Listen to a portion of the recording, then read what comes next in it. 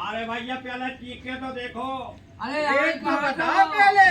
अरे पहले चीख के देखो, पूछो कि कहाँ से आई हो, कहाँ है पूछो।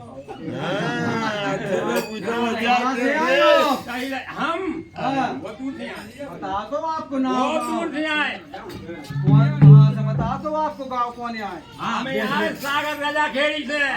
आओ सही में क्या तो है दही तुम्हारा। ठीक है बता दो क्या खेड़ी में तो होता ही नहीं है दही। तुम कहाँ से लेके आ गए।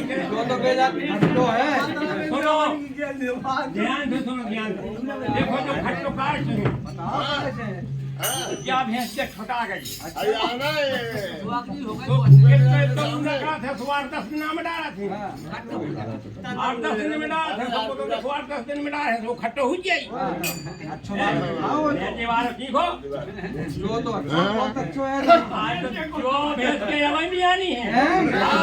तो जो हरना को भाव जा। अरे वाह तो कैसे काटो कहाँ को आए जो है कौन भैंस को आए। जो अब जो ये की भैंस तो हो जाए। अरे तो बताओ तो ना आप तो फिर बताओ। अरे हो सके नेहरू नगर की अरे कविता की भैंस को नहीं को पंजाब में हुई। हाँ। कैसे जाना सोई हो। हाँ जाना तो है। सुनाओ फिर। अरे माते का तेरा रही माता की याद आएंगे। माता की याद आएंगे।